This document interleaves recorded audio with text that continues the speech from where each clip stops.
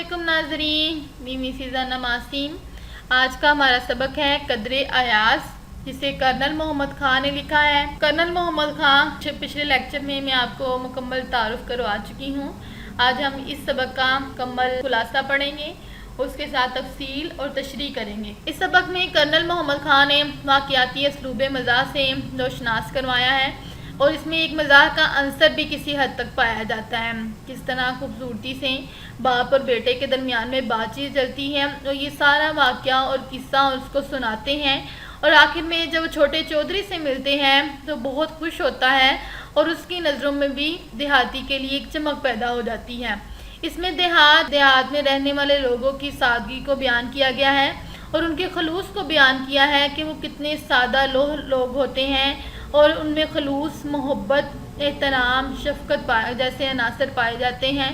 इसलिए उन्होंने इन तमाम चीज़ों को इसमें रोशनास करवाया है और बताया है कि इंसान की कदर व कीमत, उसकी मंजिलत, उसका खलूस, उसकी मेहनत, मशक्क़त और उसकी असलियत ही सब कुछ होता है।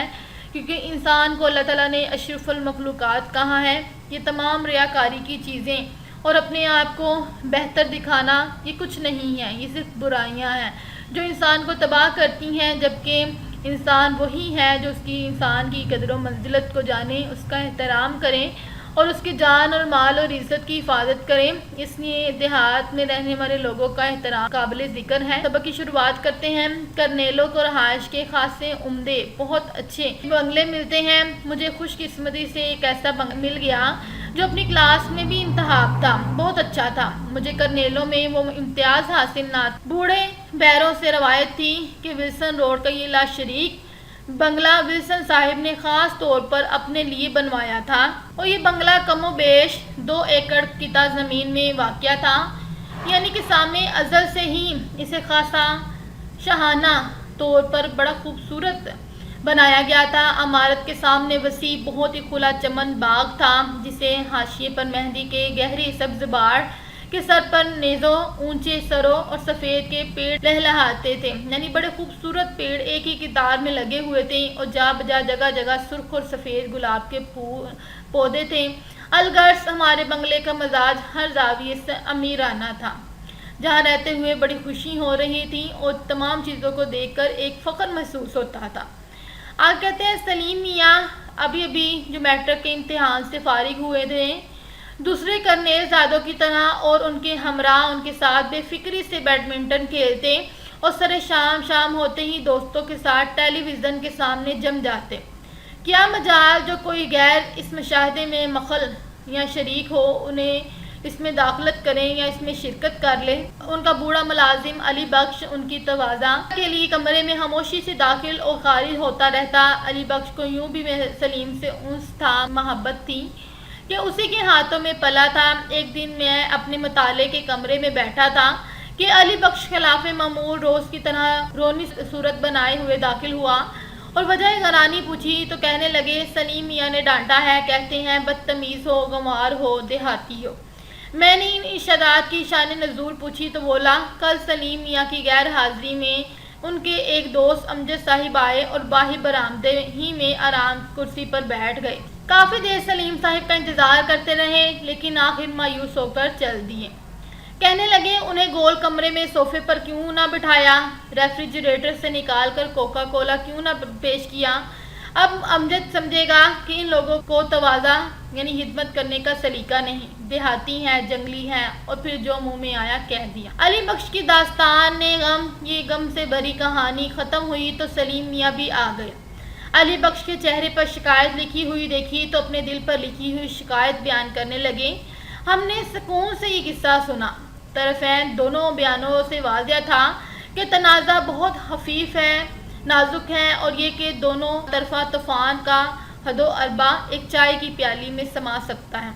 वो उठे और चाय के लिए गए और चाय की प्याली लाकर दोनों के सामने पेश की। अली बख्श इसके लिए खुश था कि उसे देहाती कहा गया था और सलीम मियाँ इस बात पर बरहम थे कि अली बख्श की गलती की वजह से अमजद ने उन्हें देहाती समझा होगा। ऐसे में सलीम और अली बख्श दोनों मुस्कुराए और बाहम राज़ी हो गए। उनकी सुलह हो गई। एक था लड़का जो अपने गाँव से प्राइमरी पास करने के बाद यानी 5वीं तक की तालीम पास करने के बाद शहर के हाई स्कूल में जा दाखिल हुआ।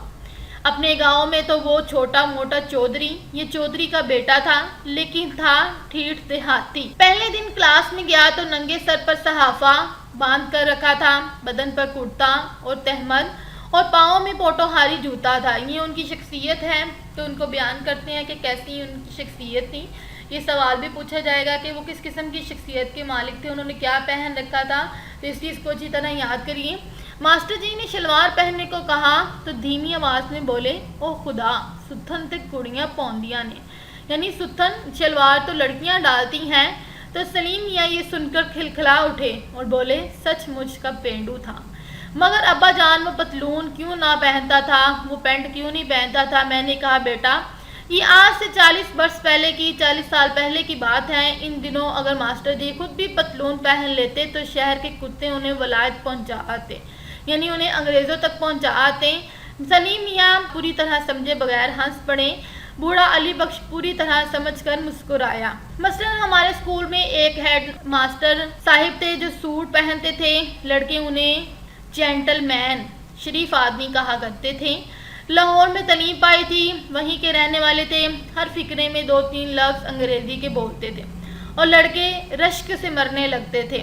آدمی خوش مزاج تھے، ہاکی کے کھلاڑی تھے اور شکار کے شوقین۔ ایک دفعہ دسمبر میں شکار کرتے کرتے اس دیہاتی لڑکے کے گاؤں جا نکلے، رات ہو رہی تھی۔ آپ نے اسی کے ہاں ٹھہرنے کا فیصلہ کیا اور دستک تھی۔ لڑکے نے اچانک ماسٹر جی کو گھر کے دروازے پر دیکھا تو ایک لمحے کے لیے چکرا سا گیا، پریشان ہو گیا۔ ماسٹر جی نے کئی دفعہ مذاق میں کہا تو تھا کہ ہم ایک دن چھوٹے چودھری کے مہمان بنیں گے، اور ایسا ہی ہوا۔ پھر کیا تھا کہ توقع تھی کہ ماسٹر جی مذاق کو مذاق کی حد تک ہی رکھیں گے، پر یہ نہیں کہ چھوٹا چودھری یا اس کے گھر والے مہمان نواز نہ تھے۔ انہیں صرف اس بات کا یقین نہیں تھا کہ ان کی مہمان نوازی ماسٹر جی کو موافق بھی آئے گی یا نہیں۔ بہرحال جو کچھ ہوا، انہوں نے اپنی تواضع یعنی ان خدمت کی ابتدا کی، شروعات کی۔ چھوٹا چودھری اور اس کے بڑے بھائی ماسٹر جی کو بصد تعظیم اپنی چوپال میں لے گئے۔ چوپال کے 2 حصے تھے، ایک میں گھوڑی بندھی تھی اور دوسرے کے عین مرکز میں بالکل درمیان میں آتش دان، آگ جلانے والی جگہ تھی، جس کی آگ کے شعلے اور دھواں بیک وقت بلند ہو کر چوپال میں روشنی اور تاریکی پھیلا رہے تھے۔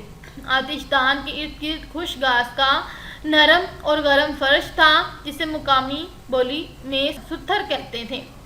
گاؤں کے 20-22 آدمی ستھر پہ بیٹھے ہوکے پی رہے تھے۔ ماسٹر جی داخل ہوئے تو سب کھڑے ہو گئے۔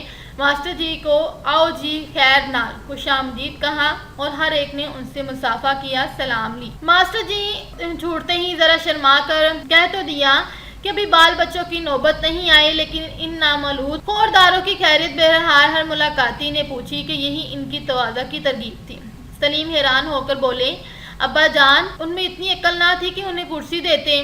میں نے کہا، بیٹا عقل تو تھی، کرسی نہ تھی۔ سلیم نے فیصلہ کن انداز میں کہا، اگر کرسی نہ تھی تو چودھری کس بات کے تھے؟ میں نے کہا، ایک تو چودھری ذرا چھوٹی قسم کے تھے اور دوسرے گاؤں میں چودھری پن کی نمائش کرسیوں سے نہیں کی جاتی۔ سلیم دیہاتیوں کی کوئی غلطی، کوئی کمزوری پکڑنے پر تلا ہوا تھا۔ بولا، مگر کوئی گول کمرے میں گھوڑی بھی باندھتا ہے؟ میں نے سلیم کو سمجھایا، اگر گھوڑی کے لیے کوئی علیحدہ مستطیل کمرہ ہو تو پھر بھی گول کمرے میں رہتی ہیں۔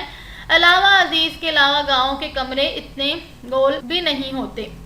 سلیم طرز کو پا گیا اور بولا، گول کمرہ تو ویسے نام پڑ گیا ہے، ہمارا اپنا گول کمرہ بھی تو چکور ہے، مگر بات یہ ہے کہ ڈرائنگ روم میں گھوڑے گدھے کا کیا کام ہے؟ میں نے ہنس کر کہا، بیٹا دیہاتی لوگ اتنے مہذب سلیقے والے نہیں ہوتے ہیں۔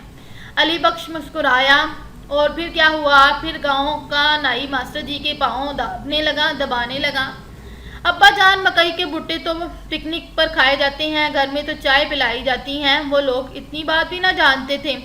میں نے کہا، یہ گھر میں پکنک منا لینے کی غلطی دیہاتیوں سے اکثر ہو جاتی ہے۔ بہرحال ماسٹر جی نے خود کو ان کی اصلاح کر دی اور بھٹے کا نام سن کر کہنے لگے، یہ تکلیف نہ کریں، ہو سکے تو ایک پیالی چائے پلا دیں۔ سلیم نے فوری تائید کی، نصیحت کی، بات بھی ٹھیک تھی، وقت جو چائے کا تھا۔ میں نے کہا، بات تو ٹھیک تھی، بشرطیاں اس شرط کے ساتھ کہ اس گھر میں چائے بھی ہوتی۔ اس مقام پر سلیم میاں تیزی سے سوال کرنے لگے، نہیں بیٹا، کبھی شروع ہی نہیں ہوئی تھی، ان دنوں چائے ابھی دیہات میں نہیں پہنچی تھی، تو انہوں نے مہمان سے صاف کہہ دیا کہ ہمارے پاس چائے نہیں، کتنی شرم کی بات ہے۔ میں نے کہا بھائی میرے خیال میں پہلے تو گھر میں چائے کا نہ ہونا شرم کی بات نہیں، دوسرے انہوں نے مہمان کی خاطر پلانے کے لیے دوڑ دھوپ کی، کافی محنت کی۔ سلیم نے لمبا سانس لیا اور بولے چلو شکر ہے چائے تو مقامی حکیم سے ملی۔ میں نے کہا ہاں چائے تو مل گئی، لیکن پھر ایک عجیب سوال پیدا ہو گیا، یہی نا کہ چائے کے ساتھ کھانے کو کیا دیا جائے۔ نہیں بیٹے یہ بات نہ تھی، سوال ذرا بنیادی نوعیت کا تھا، وہ یہ کہ چائے بنائی کیسے جائے۔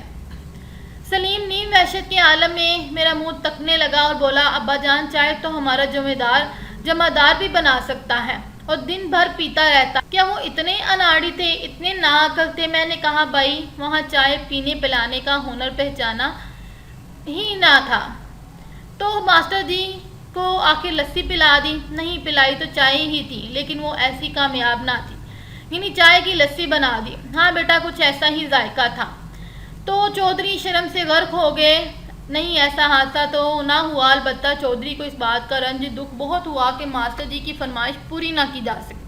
پھر ماسٹر جی کے لیے بستر لگایا گیا۔ چودھری نے ان کے لیے اکلوتی ریشمی رضائی نکلوائی اور سفید جھالر والا تکیہ بھی نکلوایا۔ بے شک تکیے میں لچک کی نسبت اکڑ زیادہ تھی اور ماسٹر جی کو اسے سر کے نیچے فٹ کرنے میں کچھ دقت مشکل پیش آئی۔ اس کے بعد ابا جان صبح ہوتے ہی ماسٹر جی تو بھاگ نکلے ہوں گے، نہیں تو وہ تو اطمینان سے جاگے۔ پہلے انہیں ہرے ہرے کھیتوں کی سیر کرائی گئی، پھر انہوں نے غسل کیا۔ غسل بھی بیٹھک ہی میں کیا ہوگا۔ بیٹا بیٹھک میں نہیں مسجد میں۔ مسجد میں؟ سلیم حیرت سے کہا۔ خانہ خدا کو غسل خانہ بنا دیا؟ میں نے کہا بھائی گاؤں کے اکثر لوگ مسجد کے غسل خانوں میں ہی نہاتے ہیں اور بظاہر اللہ تعالیٰ کو اس پر کوئی اعتراض نہیں۔ سلیم کان پر ہاتھ رکھ کر بولے خدا اس دیہاتی زندگی سے بچائے۔ ابا جان اچھا ہوا آپ فوج میں آ گئے، ورنہ ہم بھی چھوٹے چودھری کی طرح مویشیوں کے ساتھ سوئے ہوئے ہوتے اور مسجد میں جا کر نہاتے۔ لیکن چھوٹا چودھری تو اس زندگی سے بھی ناخوش نہ تھا۔ مگر ابا جان بیچارے ماسٹر جی کا کیا بنا کہ ماسٹر جی نے غسل کرنے کے بعد ناشتہ کیا اور پھر رخصت ہو گئے۔ کارن فلیک تو نہ تھے، البتہ جو کچھ دال دلیا تھا غریب نے حاضر کر دیا۔ ابا جان اس کے بعد چھوٹا چودھری تو اسکول میں منہ دکھانے کے قابل نہ رہا ہوگا؟ نہیں بیٹا اسکول تو اسی منہ سے گیا اور شہری لڑکوں نے اس سے کچھ مذاق بھی کیا، مگر وہ مگن رہا۔ چودھری کی جگہ پر ہوتا تو شرم سے مر جاتا، مگر چودھری تو جیتا رہا بلکہ خاموشی سے پڑھتا بھی رہا اور آخر میٹرک پاس کر کے لاہور کالج بھی چلا گیا۔ وہ کالج بھی گیا؟ کیا اس کے پاس اتنے پیسے تھے؟ پیسے تو کم ہی تھے، مگر انہوں نے تھوڑی سی زمین بیچ دی۔ مگر تھوڑی سی زمین سے کیا بنتا ہے؟ کالج میں رہ کر کھانا ہوتا ہے، کچھ پہننا ہوتا ہے۔ کیا وہ مکئی کے بھٹے کھاتا تھا؟ کیا وہ تہمت باندھتا تھا؟ بس گزارا ہی کر لیتا تھا، گزارا ہی کرتا رہا۔ کچھ پڑھ بھی گیا؟ ہاں کچھ پڑھ بھی گیا۔ پھر جیسا کہ ان کا دستور تھا فوج میں بھرتی ہو گیا۔ پھر تو آپ اسے جانتے ہوں گے؟ ماتحت تو نہیں مگر جانتا ضرور ہوں۔ تو ابا جان اسے بلائیے نا کبھی، ہم بھی چھوٹے چودھری کو دیکھیں گے، وہ کوئی تماشا تو نہیں۔ سلیم میاں ابا جان بلائیے نا چھوٹے چودھری کو، ہم بالکل نہیں ہنسیں گے۔ سچ؟ بالکل سچ۔ تو پھر آؤ ملو چھوٹے چودھری سے۔ اور یہ کہہ کر میں نے سلیم کی طرف بازو پھیلا دیے۔ سلیم ایک لمحے کے لیے محبوط، حیران اور پریشان کھڑا مجھے دیکھتا رہا اور پھر مجھ کو یہ کہہ کر مجھ سے لپٹ گیا ابا جان آپ؟ سلیم اور علی بخش دونوں کی آنکھیں نم تھیں اور دونوں کی آنکھوں میں ایک دیہاتی کے لیے محبت کی چمک تھی۔ ایاز اپنے اصلی لباس میں بھی ایسا معیوب نظر نہیں آتا تھا، برا نظر نہیں آتا تھا۔ تو یہ ابا جان اپنی کہانی اپنے بیٹے کو سنا رہے تھے اور اس میں بتایا گیا ہے کہ کس طرح دیہاتی لوگ کتنے سادہ اور پرخلوص ہوتے ہیں، ان میں ریاکاری نہیں پائی جاتی۔ اور اسی طرح ہمیں دوسروں کو بھی ترغیب دینی چاہیے کہ دیہات میں رہنے والے لوگ سادہ لوگ ہوتے ہیں، ہمیں بھی سادہ زندگی اپنانی چاہیے، جس طرح ہمارے نبی پاک صلی اللہ علیہ وسلم نے بھی ہمیشہ سادہ زندگی کو ہی ترجیح دی۔ انہوں نے بڑے بڑے کوٹھیوں بنگلوں میں رہنے کو ترغیب نہیں کیا، بلکہ وہ ایک چھوٹے سے مکان میں کمرے میں رہتے تھے اور اس میں جو معمولی سا سامان تھا جس کے ساتھ گزر بسر کرتے رہے اور اپنے ہاتھ سے ہمیشہ کام کیا۔ اسی لیے ہمیں بھی ان کے نقش قدم پر چلنا چاہیے، ان کی سنتوں پر عمل پیرا ہوں۔ اس لیے اللہ تعالیٰ ہمیں بڑوں کا احترام کرنا اور چھوٹوں سے شفقت سے پیش آنے اور ہر ایک انسان کو اس کی قدر و منزلت کو پہچانتے ہوئے عزت کرنے کی توفیق عطا کریں۔ اللہ تعالیٰ ہمارا حامی و ناصر ہو۔ خدا حافظ۔